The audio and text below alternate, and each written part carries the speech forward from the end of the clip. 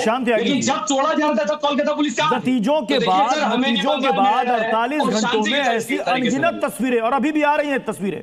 ज्यादातर तस्वीरों में यह देखने को मिल रहा है कि दफ्तर पर जाकर झंडा बदल दिया जा रहा है, मतलब अपना झंडा गाड़ दिया जा रहा है, कहीं तोड़फोड़ हो रही है, और इसमें कांग्रेस भी पीछे नहीं है। तस्वीर इसको फुल फ्रेम में दिखाइएगा, फुल फ्रेम में किसी यार সেটা আমরা দখল মুক্ত করতে এসেছি। আজকে এখানে আমাদের পার্টি অফিস দখল মুক্ত হতে যাচ্ছে। এতদিন যে পার্টি অফিস আমাদের নিজেদের পার্টি অফিস, এইটাকে তৃণমূলেরা জোর জবরদস্তি দখল করেছে। আমাদের পার্টি অফিস যেটা দখল করে গেছিল সেটা আমরা দখল মুক্ত করতে এসেছি। আজকে এখানে আমাদের পার্টি অফিস দখল মুক্ত হতে যাচ্ছে। এতদিন যে পার্টি অফিস আমাদের নিজেদের পার্টি অফিস। अब ये देखिए, अब ये ताला तोड़ रही है कांग्रेस की वर्कर, ये कह रही कि ये हमारा दफ्तर था जिस पर टीएमसी ने कब्जा कर लिया। यहाँ हिंसा नहीं है, लेकिन दफ्तर पर कब्जा या झंडा बदलना ये तो वही तो मैं पूछ रहा हूँ, वही तो पूछ रहा हूँ, किसको मारा इस वीडियो में, या किससे मारपीट हो रही है? क्या वो महिला किसी को हथौड़ा लेके मार रही है?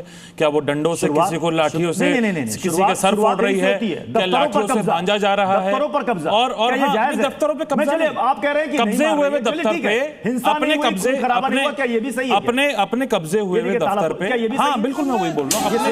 अगर आपकी जमीन पे कोई कब्जा कर लेगा और अगर आप उसको जाके वहां पर उसको क्लेम करते हैं और उसको वापस लेने का काम करते हैं तो उसमें कोई गलती नहीं है। पहली बात तो ये।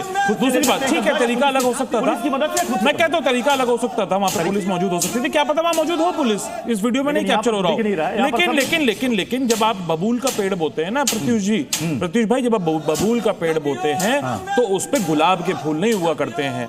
भारतीय जनता पार्टी ने जिस तरीके से धार्मिक अराजकता, मैं इस बात की बात नहीं कर रहा, जिस तरीके से भारतीय जनता पार्टी ने बबूल का जिक्र किया, मैं कह रहा हूं सीधे, ठीक है यहाँ हिंसा नहीं हुई, खून नहीं बहना भी नहीं चाहिए, तो क्या ये रिवेंज नहीं? बिल्कुल नहीं बहना चाहिए, ये रिवेंज बात उसकी करनी चाहिए जहां पे खून बह रहा है, जहां पे हत्याएं हो रही हैं, जहां पे चाहे किसी भी पार्टी के कार्यकर्ता हो, चाहे वो बीजेपी का कार्यकर्ता हो, चाहे वो टीएमसी का कार्यकर्ता हो, चाहे वो लेफ्ट का कार्यकर्ता हो, चाहे वो कांग्रेस पार्टी का कार्यकर्ता हो, अगर मारा जा रहा है, किसी की हत्या कर दी जा रही है तो वो गलत है। और मैं बबूल के पेड़ की इसलिए बात कर रहा हूं क्योंकि धार्मिक अराजकता की राजनीति करके, हिंदू मुसलमान करके जिस तरीके से भारतीय जनता पार्टी ने धार्मिक ध्रुवीकरण किया है बंगाल में, वो चिंता का विषय है। उसके बाद तो ये सब होना ही था। भारतीय जनता पार्टी ने बहुत बड़ा मुद्दा उठाया था। एक मिनट, बिल्कुल उसी पर दोनों पर पूरे चुनाव में और चुनाव के बाद भी आप टीएमसी से ज्यादा बीजेपी पर सरकार वहां पर टीएमसी की थी। आपका एक वर्कर मारा गया, तो आ रहा हूं, आपका वर्कर मारा गया, राहुल गांधी ने चिंता जताई। मैंने आप ही के चैनल यहीं पे खड़े होकर उठाया था, उसका देवदीप चटर्जी का नाम लेकर कार्यकर्ता का मैंने उठाया था यहाँ पे आपके यहाँ मुद्दा। लेकिन जिस तरीके से अपनी पीठ ठोकी गई, अमित शाह जी ने बोला कि इस बार रक्त रंजित राजनीति नहीं होगी बंगाल में, पोस्ट पोल वायलेंस नहीं होगा, सीएपीएफ के 2.5 लाख जवान लगभग वहां पे तैनात रहेंगे। अजय पाल शर्मा जी को आपने हीरो बनाने का काम किया मीडिया ने, जिस तरीके से उनके स्पीचेस को दिखाया गया कि आप उसको मैं जाके ठोक दूंगा, ये कर दूंगा, वो कर दूंगा, कि ये जो अजय पाल शर्मा को दिखाया गया कि योगी का आदमी है, जाके ये हो जाएगा। अजय पाल शर्मा आप कहां हैं भाई? कहां है वो सीएपीएफ की फोर्सेस? ये बताइए ना, कहां है इलेक्शन कमीशन? जो इलेक्शन कमीशन अपनी छाती पीट रहा था, अपनी कमर ठोक रहा था कि हमने बिल्कुल भी इस बार बंगाल में पोस्ट पोल वायलेंस नहीं हुआ, ना प्री पोल वायलेंस हुआ, इस बार हत्याएं कम हुई, इस बार रेप कम हुए, इस बार मर्डर कम हुए, इस बार कार्यकर्ता कम मारे गए। अब वो कहां है सब लोग? कहां है ज्ञानेश कुमार गुप्ता? क्यों वो कोई एक प्रेस कॉन्फ्रेंस नहीं करते इस मुद्दे पे? आके बताएं वो सीएपीएफ के जवान जिनको बोला जा रहा था कि 2 महीने बाद तक वो रहेंगे, वो कहां है सीएपीएफ के जवान? वो कहां है तैनाती?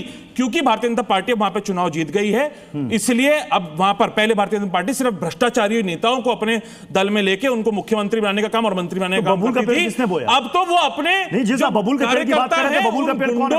उन गुंडे कार्यकर्ताओं को लेके कौन था या कौन है बबूल का पेड़? अभी आपने बबूल का पेड़ का जिक्र किया ना? हाँ, बबूल का पेड़ का जिक्र किया। बबूल का पेड़ भारतीय जनता पार्टी ने बोया, बिल्कुल उसमें पानी डाला, धार्मिक अराजकता की राजनीति करी। आपने देखा किस तरीके से शुभेंदु अधिकारी ने चुनाव के बीच में जब मॉडल कोड ऑफ कंडक्ट लगा हुआ था, सनातन को लेकर बयान दिए, धर्म को लेकर बयान दिए, हिंदू मुसलमान को लेकर बयान दिए और गलत तरीके से बयान दिए, लेकिन उन पर कोई कार्रवाई नहीं हुई। कहां है इलेक्शन कमीशन?